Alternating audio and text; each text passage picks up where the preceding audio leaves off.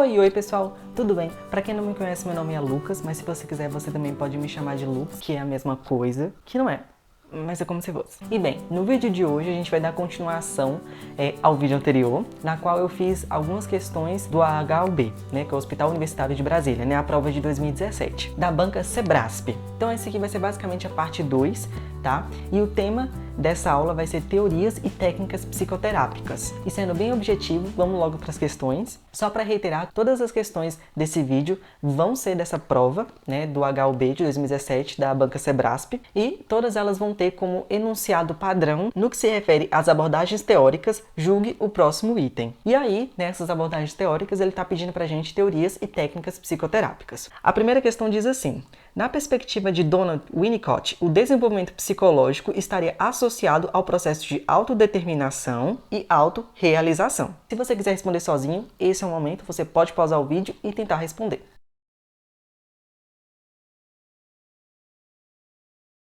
O gabarito dessa questão é errado. Bem, vamos entender por que a questão está errada, né? Porque essa afirmação está errada. Primeiro, Donald Winnicott foi um pediatra e psicanalista inglês, ou seja, ele era britânico, né? Vinculado à psicanálise britânica, com forte influência de Freud e Melanie Klein. Winnicott não utiliza os conceitos de autodeterminação nem de autorrealização como centrais em sua teoria. Esses termos são humanistas, enquanto Winnicott é um autor psicanalítico. E aí mora o erro da questão. A questão vincula termos humanistas, conceitos humanistas a um autor psicanalítico. Como exemplos de conceitos ligados ao Winnicott, nós temos Holden, Handling, mãe suficientemente boa, objeto transicional, falso e verdadeiro self, dependência absoluta à independência relativa, preocupação materna primária. Então, todos esses são conceitos que eu tirei, inclusive, de questões, são conceitos que eu acho importante você procurar, pesquisar. Eu não vou abordar eles aqui, porque senão a gente vai ficar aqui 1 hora e meia, né? E não é o intuito desse vídeo. Mas são conceitos que eu acho importantes você saber, porque eles já caíram em questões. São conceitos que eu já vi em questões, tá? Que eu já fiz questões que abordaram esses conceitos.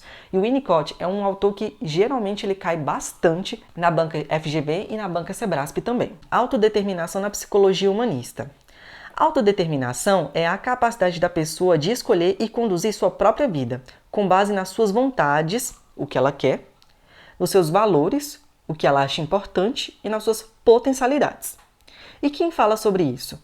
Principalmente Carl Rogers, um dos fundadores da psicologia humanista.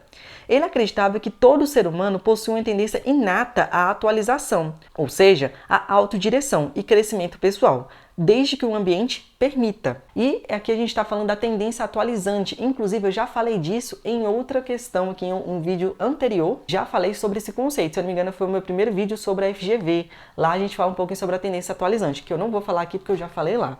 Então, eu não vou ficar repetindo conceitos que eu já falei em outros vídeos aqui, porque senão a gente perde tempo lá e perde tempo aqui, né? Então, não vamos fazer isso. Então, quem tem interesse em saber mais sobre a tendência atualizante de Rogers, tem um vídeo falando um pouco mais sobre isso, tá? Agora vamos falar sobre o conceito de autorrealização, né? Na psicologia humanista. A autorrealização é o nível mais alto do desenvolvimento humano, em que a pessoa atinge a plena expressão das suas capacidades, criatividade, autenticidade e propósito de vida. Na perspectiva humanista, a autorrealização é um processo contínuo de perceber e realizar o próprio potencial inato, atrelado ali ao conceito de tendência atualizante, novamente, buscando crescimento pessoal, autoconsciência e a satisfação das necessidades mais elevadas, para viver uma vida com propósito e significado. É o esforço para ser a melhor versão de si mesmo, o que envolve um equilíbrio entre o eu real, que o indivíduo é, e o eu ideal, quem ele aspira a ser, e a capacidade de expressar a autenticidade e os talentos únicos de cada um. Quem fala sobre isso? Principalmente Abraham Maslow, que propôs a famosa hierarquia das necessidades. Para ele, a autorrealização está no topo da pirâmide. E aqui eu acho importante a gente destacar alguns termos de quando a gente fala em psicologia humanista, que é a questão da criatividade, da autenticidade, né? Então, a psicologia humanista se preocupa muito com isso, com a criatividade, com a autenticidade, da pessoa ter um propósito de vida. E lembrando que a autorrealização é um processo contínuo. Você não começa e termina a sua autorrealização, sei lá, em 1, 2, 5 anos. Não, é um processo contínuo, você está sempre se autorrealizando. Então não existe um fim na autorrealização. Outra questão também aqui é a autoconsciência, que está muito atrelado ao autoconhecimento. Você se conhecer, você se perceber, você estar no momento presente, você entender o que está acontecendo ao seu redor. Né? Se entender, entender o mundo, entender os outros, né? E outro ponto bem importante também é viver uma vida com propósito. A psicologia humanista trata muito disso, né? De viver uma vida com propósito. E achei bem interessante também ele trazer aqui pra gente a questão do eu real e o eu ideal, que a psicologia humanista também se preocupa, né? O eu real é aquilo que eu sou agora, é eu entender, eu aceitar quem eu sou. E o eu ideal, que é o que eu quero ser e trabalhar para isso, mas sem focar demais nisso, para eu não viver demais o futuro e me esquecer do presente, que é uma ideia muito forte, muito clara da psicologia humanista, né? Viver o aqui e o agora. Esses conceitos da psicologia humanista, geralmente eles contrastam muito, né? As bancas contrastam muito com a psicanálise e o behaviorismo. Então, você entender quais conceitos estão ligados a qual, né? Quais conceitos são da psicanálise, quais conceitos são do behaviorismo, quais conceitos são da psicologia humanista. Você entender isso de forma muito clara vai te ajudar muito na hora das questões, na hora de fazer uma prova, tá bom? E aqui a gente vai fazer um estudo de caso, um caso prático, um exemplo prático para a gente visualizar isso, tá? Como que esses conceitos se aplicariam na realidade? Aqui vai a história. Clara era uma jovem de 28 anos que trabalhava como analista administrativa em uma grande empresa. Embora tivesse estabilidade e um bom salário, relatava uma sensação constante de frustração, vazio e desmotivação. Ao buscar por ajuda, conheceu o trabalho de Pedro, um psicólogo da abordagem humanista, que fez o atendimento psicológico de Clara. A jovem diz que se sentia estar vivendo a vida que os outros esperavam dela, referindo-se à escolha da profissão que foi fortemente influenciada por seus pais. Clara sempre gostou de arte, literatura e atividades criativas, mas nunca teve espaço para investir nisso. Em terapia, começou a refletir sobre suas escolhas e sobre quem ela realmente é. Com o tempo, relatou sentir-se mais conectada consigo mesma e começou a fazer cursos de escrita criativa e, após 1 ano em atendimento psicológico, decidiu mudar de área profissional. Tornou-se escritora e alcançou sucesso nacional alguns anos depois. O trabalho de Pedro, então, com Clara, foi voltado principalmente para a autodeterminação, isto é, com Clara fazendo escolhas mais autênticas, alinhadas aos seus valores e desejos reais. E também a autorrealização foi um eixo central do trabalho psicológico com Clara, visto que ela buscou desenvolver suas potencialidades criativas, buscou um trabalho que fizesse sentido para ela e priorizou o que ela considerava autêntico e significativo, mesmo com riscos e inseguranças. Então aqui nesse caso a gente percebe, né, esses conceitos de autodeterminação e autorrealização, que é trabalhar a sua criatividade, a sua potencialidade, o seu propósito de vida e se autodeterminar, né? Ou seja, eu dizer o que eu quero fazer, ir lá e fazer. Eu fazer aquilo que eu desejo, aquilo que eu quero, aquilo que eu sinto vontade, aquilo que é autêntico meu, que é próprio meu. E não ficar atendendo expectativas de outras pessoas, porque aí as outras pessoas me determinam, não eu me determino. Se eu tento ficar o tempo todo cumprindo expectativas de outras pessoas, eu não estou me autodeterminando, os outros estão. Aqui a gente conseguiu perceber esses conceitos em um caso real. Próxima afirmativa. De acordo com a abordagem sistêmica, o indivíduo é membro ativo e resultante de uma rede de relações. Se você quiser responder sozinho, esse é o momento, você pode pausar o vídeo e tentar responder.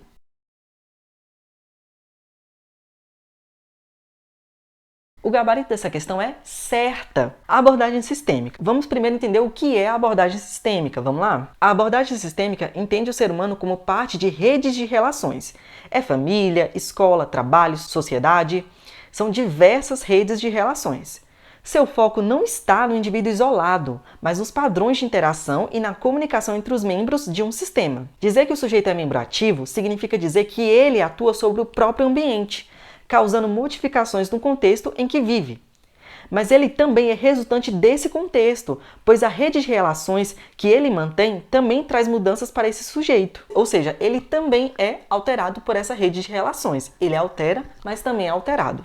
Vamos entender então alguns conceitos básicos da teoria sistêmica, né? Sistema. O sistema é um conjunto de partes interligadas que influenciam umas às outras. Uma parte vai influenciando a outra, impactando a outra. Totalidade. Totalidade é você dizer que o todo é mais do que a soma das partes. Uma mudança afeta todo o sistema.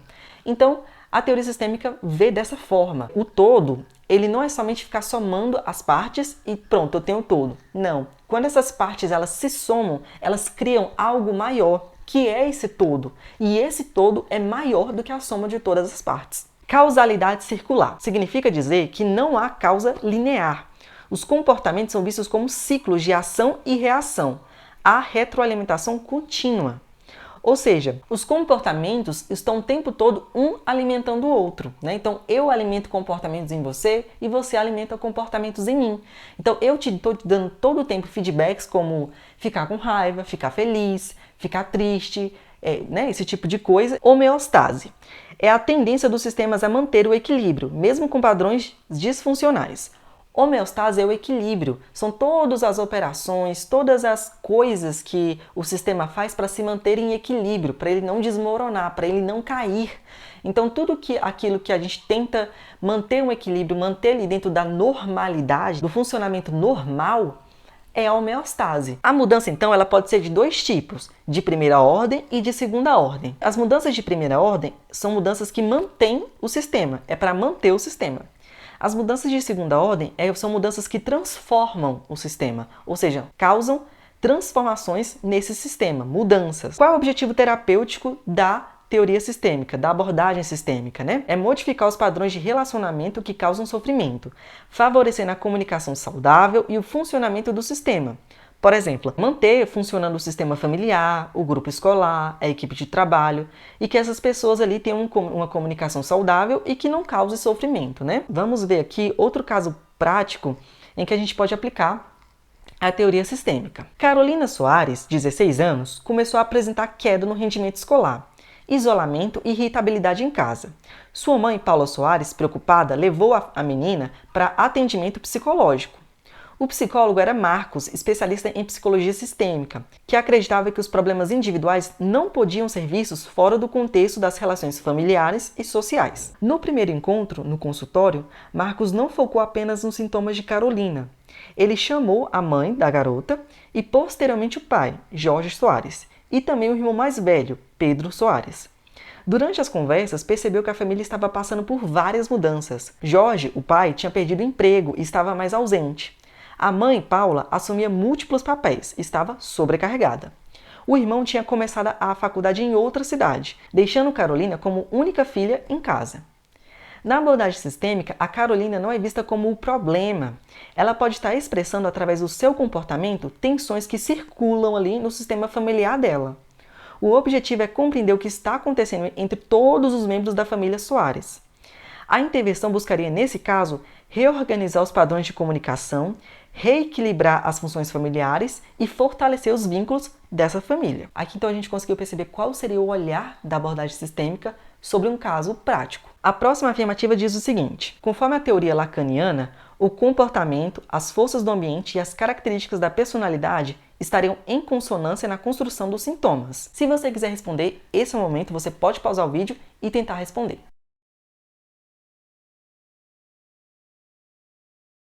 O gabarito dessa questão é errado. O motivo do gabarito ser errado está no fato de que Jacques Lacan, que é o pai da teoria lacaniana, né? Ele não entende os sintomas como resultado de uma interação harmônica entre comportamento, ambiente e personalidade, como ocorre em abordagens mais próximas do behaviorismo ou até de concepções mais integrativas. Então, ele não adota essa visão de comportamento, mais personalidade, mais ambiente, pronto, isso ali gera o sintoma. Para Lacan, não. Lacan é um autor psicanalítico, né, que não está muito atrelado a essa visão mais integrativa. Jacques Lacan e os sintomas. Primeiro, a centralidade da linguagem. Para Lacan, o sujeito é estruturado pela linguagem e pelo inconsciente, que se expressa através de significantes. O sintoma é, dessa forma, um significante que se forma a partir da relação do sujeito com o inconsciente e com o outro, que é uma figura simbólica que pode representar a sociedade, a cultura, a lei. Então, o sintoma, ele carrega no seu interior um significado. Explicar a teoria de Lacan é muito complicado, ainda mais eu que não tenho uma abordagem muito psicanalítica, para mim é bem complicado, mas vamos lá, vamos tentar entender isso daqui. O sujeito, você, eu e você, somos estruturados de acordo com ele pelo inconsciente, certo? Certo. E esse inconsciente, ele é estruturado a partir de quê? Da linguagem. O inconsciente, partindo de uma linguagem, ele tem significantes, né? E a partir disso, o sintoma é visto dessa forma. Algo que no seu interior tem um significado. Esse significado, ele vai conter elementos desse outro, que é essa figura simbólica, que é a lei, a sociedade, a cultura, né? E o inconsciente da própria pessoa. 2. Sintoma como formação do inconsciente. Assim como Freud, Lacan vê o sintoma como algo que traz uma mensagem do inconsciente. Ou seja, se eu ler o sintoma, se eu prestar atenção no sintoma, eu vou perceber que há uma mensagem codificada, né? Um enigma ali, que eu tenho que ler, tenho que traduzir esse sintoma, mas que ali ele vai ter uma mensagem do inconsciente, mas que está organizado segundo a estrutura da linguagem. O sintoma não é apenas um comportamento desadaptativo, é uma expressão simbólica de um conflito psíquico inconsciente. O sintoma é lido como uma cadeia significante, não como um resultado direto de estímulos ou traços de personalidade. 3. Não há equilíbrio entre forças externas e internas. A questão diz que o comportamento, ambiente e personalidade estariam em consonância, entre aspas, para a formação do sintoma, o que remete a modelos adaptativos ou biopsicossociais. Porém, na psicanálise lacaniana, o sintoma não é harmônico e nem adaptativo. É um sinal de um conflito inconsciente, um resto não simbolizado que retorna. Você tem um conflito que é inconsciente e esse conflito ele fica lá no seu inconsciente e ele não consegue retornar.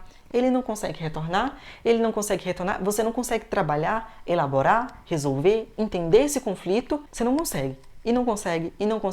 Então ele tem que vir de alguma forma. Como é que ele vem? Na forma de um sintoma. Para Lacan, o sintoma nada mais é do que uma mensagem de um conflito inconsciente. É um conflito inconsciente querendo falar. Claro que é bem mais complexo que isso, a teoria lacaniana, né? Mas aqui a gente está trabalhando para questões de concurso, então não vamos aprofundar muito. Aqui não é um curso de psicanálise, né? Exemplo prático. Vamos entender então essa abordagem lacaniana em um exemplo prático para a gente visualizar melhor. Helena, 34 anos, trabalha como professora e começou a apresentar crises de afonia. O que é afonia? É perda temporária da voz. Ela tinha essas crises de afonia em momentos de grande cobrança na escola, principalmente antes de reuniões com a coordenação pedagógica. Ela procurou diversos médicos, fez exames de garganta e pulmão, mas não encontraram nenhuma causa orgânica significativa. Então o corpo dela não tinha nada ali orgânico, biológico, né? Aí acharam estranho, né? Ela descreve a sensação como a voz simplesmente desaparece. Decidiu buscar psicoterapia e foi atendida por um psicanalista de orientação lacaniana. Nas sessões, Helena relatava constantemente o quanto sua mãe sempre exigiu que ela se comportasse bem e não falasse demais, enquanto seu pai quase nunca estava presente e quando aparecia, só mandava ela ficar quieta. Ao longo do processo, a analista a ajudou a perceber como sua dificuldade em se posicionar e dizer o que pensa no trabalho estava ligada a essa história antiga e como a afonia surgia exatamente quando ela precisava falar algo que contrariava figuras de autoridade, a coordenação nesse caso. Nesse contexto, o sintoma, a afonia, não era apenas um problema médico ou resultado de fatores ambientais, mas uma formação do inconsciente, uma mensagem do desejo recalcado que dizia: se eu falar, posso ser punida ou perder meu lugar. É melhor calar. Então, aí a gente conseguiu perceber que a afonia não era uma questão do ambiente, do corpo, não. Era uma mensagem de um conflito inconsciente. De eu preciso falar, eu preciso me posicionar, porque ela tinha necessidades, ela tinha incômodos, sofrimento ali, que ela queria se posicionar, mas ao mesmo tempo ela tinha essa história familiar que podou esse posicionamento assertivo dela. Então ficava esse conflito entre eu preciso me posicionar para o meu bem-estar, eu preciso falar o que me incomoda, a minha necessidade, o meu sofrimento, mas ao mesmo tempo eu não posso falar. Minha mãe e meu pai falaram que eu não posso falar. Então ela tinha internalizado isso. Então ficou esse conflito inconsciente. Como é que esse conflito inconsciente conseguiu vir para a realidade? Como é que ele conseguiu aparecer, sair do inconsciente? Através da afonia, que era o sintoma. Então o sintoma, nesse caso de Helena, era essa mensagem. Helena na visão lacaniana. Sintoma como mensagem do inconsciente. A afonia carrega um significado e não é um mero reflexo de estresse. A afonia tinha um significado, relação com o outro.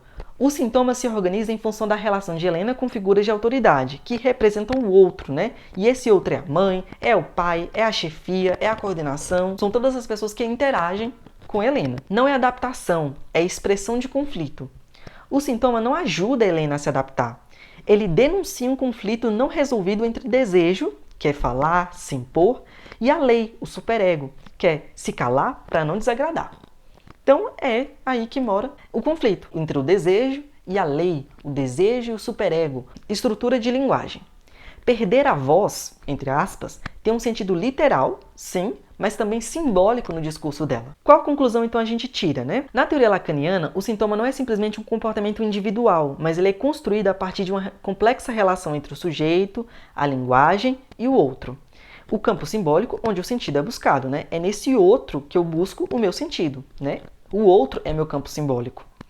E não diretamente de uma consonância entre comportamento, ambiente e personalidade, como dizia a questão. O sintoma é como uma mensagem cifrada e invertida, e que carrega o sentido inconsciente do indivíduo, sendo moldado pela estrutura psíquica e pela experiência do sujeito na linguagem. E aqui a gente fala sobre estrutura psíquica, que é um conceito bem importante na teoria lacaniana, na psicanálise, né, de forma geral, mas que a gente não vai conseguir abordar aqui porque é muito complexo, que é muito amplo, né, bem profundo, porque senão esse vídeo vai ter muitos minutos. Então vamos passar para a próxima questão, que é melhor. Próxima questão. Na perspectiva behaviorista, é fundamental a presença de um modelo para que o comportamento aconteça. Nesse sentido, dar-se-ão também as cognições e as crenças. Se você quiser responder sozinho, esse é o momento, você pode pausar o vídeo e tentar responder.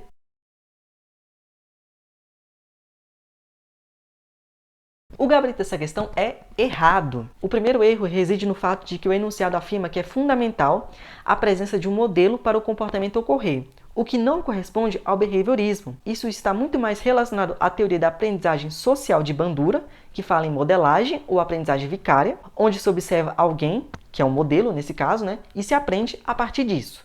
Que inclusive eu já falei em questões anteriores também. Não vou me alongar aqui na teoria de Bandura, porque a gente já falou sobre isso em vídeos anteriores, tá? Eu não sei exatamente qual vídeo, mas um vídeo aí para trás eu falei da teoria de Bandura da aprendizagem vicária. Tá bom? Então não vou falar sobre isso aqui. Para o behaviorismo radical, o sujeito pode aprender tanto pelas contingências ou por modelos ou regras que são dadas ao sujeito.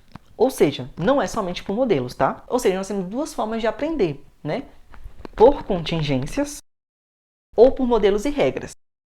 Dessas duas formas, tá? O que é a contingência? É um dos primeiros aprendizados que a gente tem do behaviorismo, né? Que é aquela questão do comportamento operante, né? Estímulo, resposta e consequência. Lembrando que essa consequência pode ser reforçadora ou punitiva. E o que é reforço? Né? O que é punição? Reforço é toda operação que aumenta a probabilidade do comportamento voltar a ocorrer. Já a punição é toda operação que diminui a probabilidade do comportamento voltar a ocorrer. Isso é reforço e isso é punição. Reforço não necessariamente é algo bom. Reforço é só aquilo que aumenta a probabilidade do comportamento voltar a ocorrer. Punição é aquilo que diminui a probabilidade do comportamento voltar a ocorrer. Ou a sua frequência também, tá? Em ambos os casos. Pode ser a frequência, diminui a frequência ou aumenta a frequência, tá? O que é a aprendizagem por modelos ou regras? A aprendizagem por modelos e regras é quando a pessoa recebe a orientação de alguém que já passou pelas contingências, experiências e situações e acaba, entre aspas, seguindo o caminho das pedras. Por exemplo, aprender que não se deve colocar o dedo na tomada, pois pode causar choque. Você nunca colocou o dedo na tomada para saber que aquilo dava choque. Então você nunca entrou em contato com essa contingência. Você aprendeu por modelo, por regra, né? Ou seja, alguém te explicou, te falou que aquilo não poderia ser feito. Então você aprendeu por modelos e regras e não por contingências. Se você enfiou o dedo na tomada e levou um choque, você aprendeu por contingência. Se não aconteceu isso com você, e eu espero que não tenha acontecido, você aprendeu por modelos e regras, que nesse caso é melhor. A aprendizagem por contingências é o sujeito aprende pela tentativa e erro, né? Ou seja, através de reforços e punições, né? Comportamento operante. Retornando aqui. Por exemplo, aprender a andar de bicicleta. O sujeito aprende caindo e levantando. Então, o seu comportamento vai sendo reforçado e punido, né? Então, você vai aprendendo ali, né, com as consequências do seu comportamento. Não tem como alguém te explicar por modelos ou regras aprender a andar de bicicleta. Algumas coisas a gente só aprende mesmo por contingências, tá? E outras coisas é melhor que a gente aprenda por modelos ou regras. O segundo erro é que, além disso, o item menciona que assim também se dariam as cognições e crenças. Mas o behaviorismo clássico não trabalha com cognições como causa primária do comportamento. Essa ideia de cognição, crença, seria bem mais explorada pelas abordagens cognitivas ou cognitivo-comportamentais, como a TCC de Aaron Beck. Essa ideia cognitivista, mentalista, né, estaria mais atrelada a uma teoria cognitivista, uma abordagem cognitivista, por exemplo, a TCC. Tá? Esse é o segundo erro. Vamos ver aqui outro exemplo prático. Pedro, ele começou a trabalhar em um escritório. Ele não conhecia muito bem os costumes da empresa, então foi aprendendo aos poucos.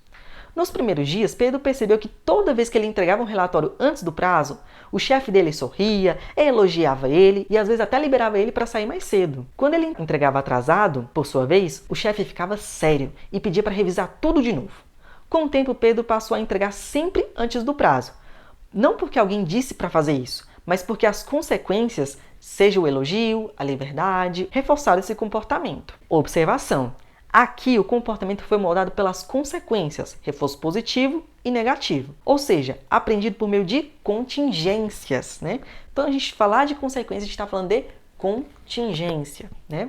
Contingências de 3 termos. Certo dia, Pedro viu seu colega Ana levantando-se e cumprimentando todos pela manhã, sorridente. Ele percebeu que isso deixava o clima mais leve e que todos gostavam de Ana. Mesmo sem nunca ter sido elogiado por isso, Pedro começou a fazer o mesmo, imitando Ana, porque viu que isso era valorizado. Além disso, uma regra foi dita no primeiro dia: sempre cumprimente todos ao chegar. Pedro lembrou-se disso também e seguiu a instrução. Observação. Aqui, a aprendizagem ocorreu pela observação do modelo e pela regra verbal. Quem foi o modelo? Ana. Qual foi a regra verbal? É a regra de cumprimentar todos ao chegar. Tá? Então aqui a gente percebeu tanto a aprendizagem por contingências, como também a aprendizagem por modelos ou regras. Tá? Vamos caminhar agora para a última questão e vamos lá. A questão diz assim: de acordo com as contribuições da teoria cognitivo-comportamental, a TCC, o comportamento pode ser compreendido a partir da sua associação com pensamentos, cognições e ideias. Se você quiser responder, esse é o momento, você pode pausar o vídeo e tentar responder.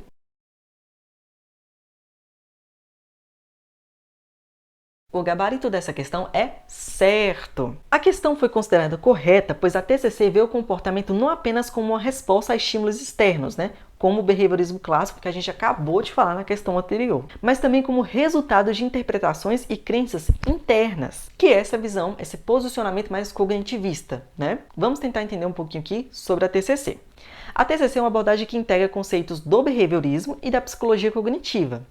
Ela parte de alguns pressupostos. Primeiro, que os pensamentos influenciam as emoções e os comportamentos. Por exemplo, se uma pessoa pensa, vou fracassar, ela pode sentir ansiedade e tentar evitar esse tipo de situação, Segundo pressuposto, as cognições podem estar distorcidas. Quais são as cognições? Pensamentos, crenças, interpretações, E tudo isso pode estar distorcido.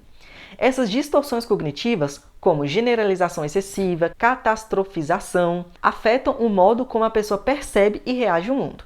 Lembrando que essas distorções cognitivas são importantes de a gente trabalhar, de a gente entender, tá? Elas podem cair, e aqui cada distorção funciona de uma forma, tá?